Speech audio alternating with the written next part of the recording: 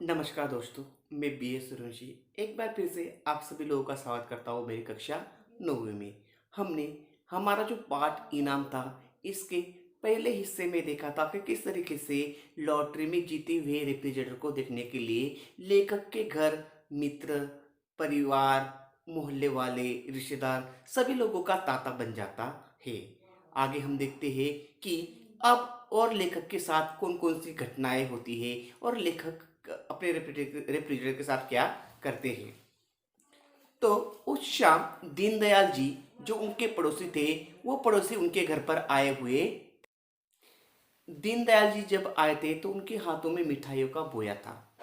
दीनदयाल जी उस दिन सुबह उनके घर रेफ्रिजरेटर देखने के लिए नहीं आए थे, लेकिन अगले ही दिन वही उनके घर पर आए। तो दीनदयाल जी ने क्या कहा वो हम देखते हैं। गुस्से के मारे वे पहले दिन नहीं आए थे, इसलिए उन्हें देखकर मुझे दुगनी खुशी हुई। उस दिन वो पहले दिन रेफ्रिजरेटर देखने के लिए नहीं आए थे, दूसरे दिन आए। इस बात से लेखक को बड़ी खुशी हुई थी। सोफे पर टिकाते हुए बोला, कहिए लाला जी, अच्छी तरह से। तो जैसे वे घर में आए, लेखक ने उन्हें बैठने के लिए कहा और उनका हालचाल पूछा। सब भगवान की कृपा है, तुम तो ठीक ठाक हो, आपकी दया।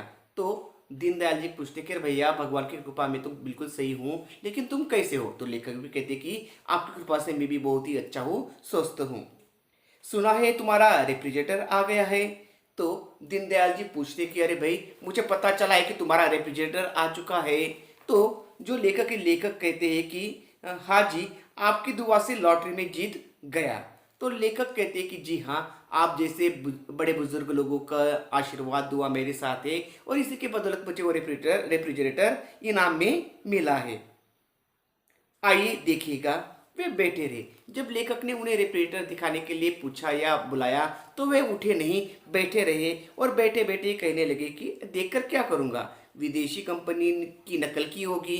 तो उन्होंने कहा कि अरे रेफ्रिजरेटर, उसे देखने की क्या जरूरत है, देसी कंपनी तो क्या हुआ, विदेशी कंपनी ने जिस तरीके से रेफ्रिजरेटर बनाया है उसी की कॉपी उन्होंने की होगी, नया क्या होगा।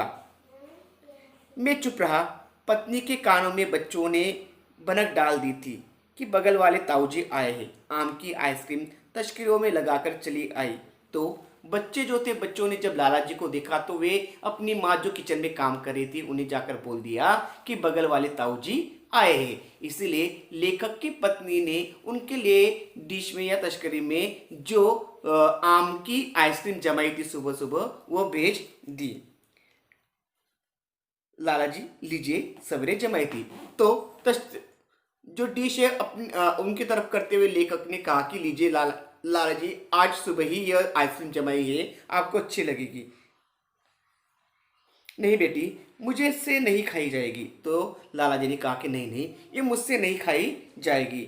मैंने भी जोर दिया, लीजिए लाला जी, थोड़ी सी तो लीजिए। तो लेखक ने जब देखा कि लाला जी नहीं ले रहे हैं, खा नहीं रहे, तो उन्होंने भी जोर दिया और कहा कि खाइए, थोड़े से खाने से कुछ नहीं होता है।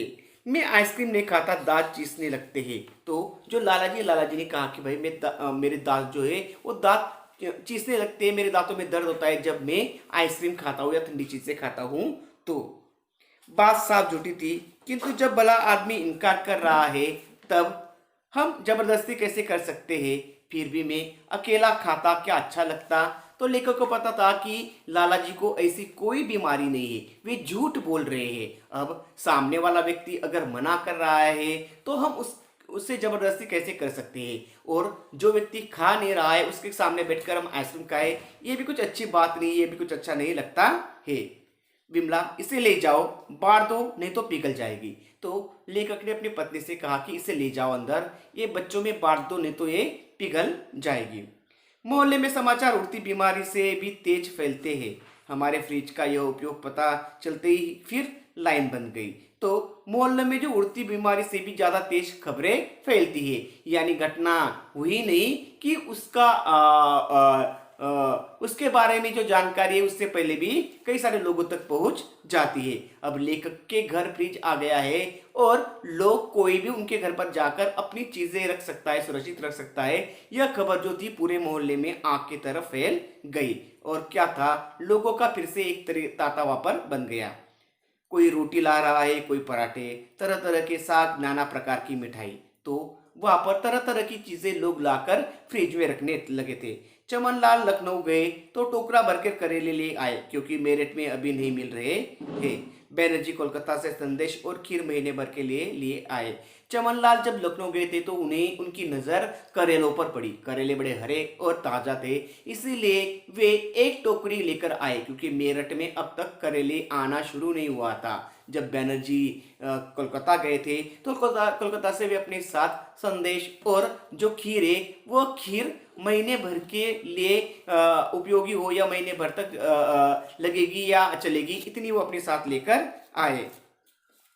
रेफ्रिजरेटर से हमें अपनी चीज़ों के लिए जगह न के बराबर मिलती थी, इसकी कोई चिंता नहीं। दुख तो इस बात का था कि हमारे घर की प्राइवेसी छीन गई थी, नहाना खाना भी हराम हो गया था।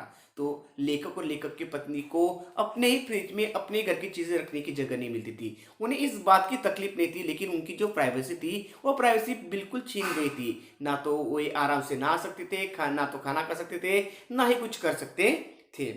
बड़े परेशान करे बड़े परेशान करे तो क्या करे, समझ नहीं आता था। जी करता था कि रेफ्रिजरेटर दे दूं और फिर उसकी मुसीबत देखकर ताली पीट कर नाचूं, किंतु उसमें लोगों की अमानत पड़ी थी। तो लेखकों को कई बार लगता कि वो रेफ्रिजरेटर किसी को दे आए, लेकिन लोगों की अमानत उसके अंदर पड़ी हुई थी, यह बात भी उन्हें मालूम थी। चिंता ने चेतना की चिता जला सजा दी। अब उस दिन कैलाश आया। मोहल्ले में रहता था, पर मोहल्लेदारों से अधिक था।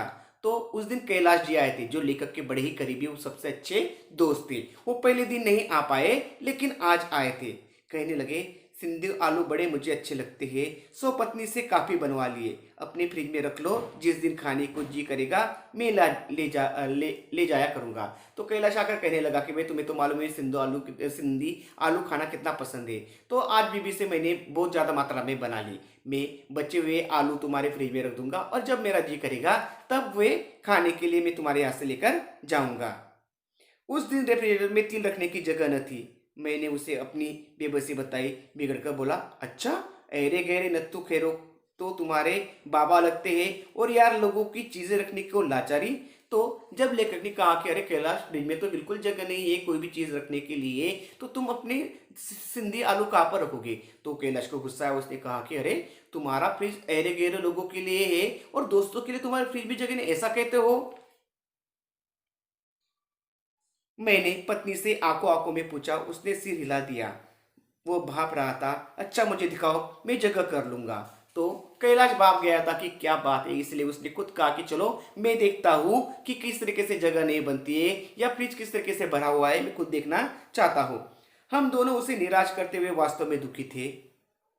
यह सुझाव खुद देने की मूर्खता कर गए थे। खुश होकर फ्रिज खोलकर दिखा दिया। तो लेखक और लेखक की पत्नी बहुत निराश थे, वे अपने दोस्त को नाराज नहीं कर पाते थे, लेकिन लेखक का दोस्त कैलाश खुद उस फ्रिज को देखकर अपनी इस नाराजगी को दूर कर सकता था। फ्रिज भरा भरा नहीं कहिए, व्यंजनों से अटा था। देखकर तबीयत घबराती थी। तो फ्रिज जो था वो चीजों से भरा हुआ है नहीं, तो चीजों से अटा हुआ था, एक के ऊपर एक चीज रखी हुई थी। कैलाश ने ऊपर से नीचे झांका। दृष्टि भी अंदर घुसने को इनकार कर रही थी। सहसा उसने एक कांच का कटोरा निकाला और विमला से पूछा, भाभी जी ये सिल्वर क्रीम किसकी है। तो कैलाश ने जब अपनी नजर अंदर डालने की कोशिश की तो नजर भी अंदर नहीं जा रही थी। तब उसकी नजर एक कांच के कटोरे पे पड़ी, जिसके अंदर सिल्वर क्रीम रखी हुई थी। तो कैलाश ने पूछा कि ये किसकी है। अपनी है, भाभी जी ने कहा। लेखक की पत्नी ने कहा, तो फिर इन्हें रखने का क्या फायदा, ऐसी चीज तो पेट में पहुंचनी चाहिए। तो उसने कहा कि अरे ये चीज भी कोई रखने की चीज है, इसकी सही जगह तो हमारा पेट है, ये पेट के अंदर ही होनी चाहिए। कहकर उसने दो मुंह में रख ली। बाकी की दो बची थी। हेमंत अमिता स्कूल गए थे और उसे जगह करनी थी, इसलिए उसने हमें उदरस्त किया। तो उसमें से दो उसने खा ली और बची दो सिल्वर क्रीम थी, जो उन्होंने लेखक और लेखक की पत्नी को खाने के लिए दे दी, क्योंकि उस वक्त लेखक का बेटा और बेटी दोनों स्कूल गए हुए थे। 2-3 दिन में फ्रिज खाली हो गया। अब 2-3 दिन में फ्रिज पूरी तरीके से खाली हो गया था। उसमें केवल हमारी चीजें थी। अब मोहल्ले वाले या बाकी लोगों की चीजें उसमें बिल्कुल नहीं थी। उसमें थी तो सिर्फ लेखक और उनके परिवार की चीजें। शांति बुआ अपना पनीर मटर लेने आई। क्या करे बुआ जी, उसमें मच्छर गिर गए थे, इसलिए फेंक दिया।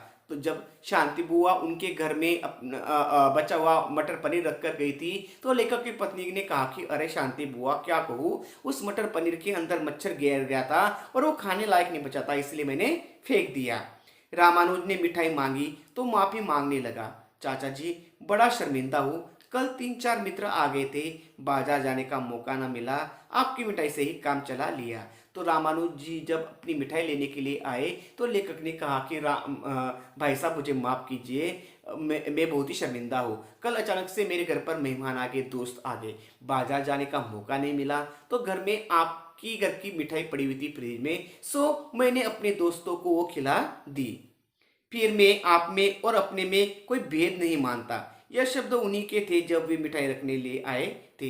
तो लेखक ने कहा कि आपने खाई क्या और मैंने खाई क्या, बात एक ही है। आप ही तो कहते कि आप में और मेरे में कुछ भेद नहीं है। यह वाक्य उन्होंने जब मिठाई रखने के लिए आए थे तभी रामानुज जी ने कहा था, जो लेखक ने अब दोहरा दिया।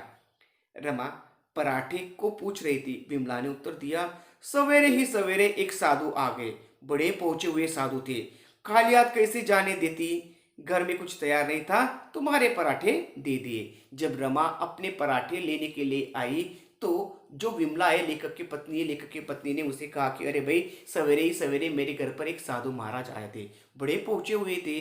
जब उसने मुझसे कुछ मांगा या खाने के लिए मांगा तो मेरे घर में कुछ नहीं था। जब मैंने फ्रिज खोलकर देखा तो उसमें तुम्हारे पराठे पड़े हुए थे, सो मैंने दान के रूप में उन्हें वो पराठे दे दिए। रमा ने शंका उपस्थित की, किंतु तुम तो साधु संतों को विश्वास नहीं करती।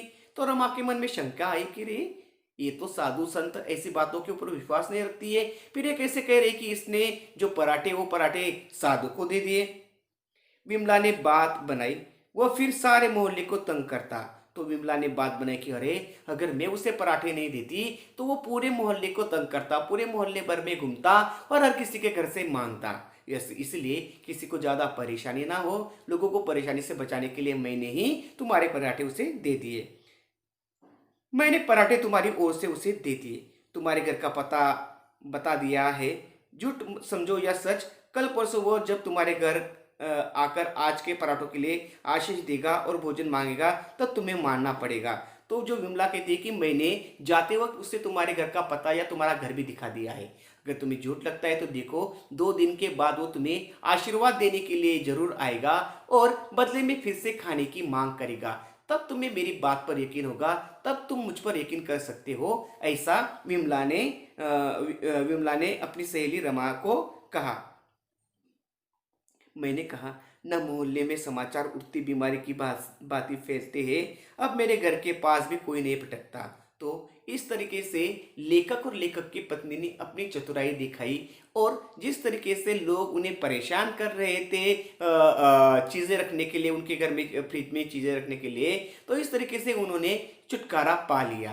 तो लॉटरी में लगा हुआ रेफ्रिजरेटर किस तरीके से लेखक और लेखक की पत्नी के सिर का दर्द बन गया था और कितनी चतुराई से उन दोनों ने उस सिर दर्द को नष्ट कर दिया, या किस तरीके से अपनी इस बला से उन्हें छुटकारा पाया, ये हमने देखा।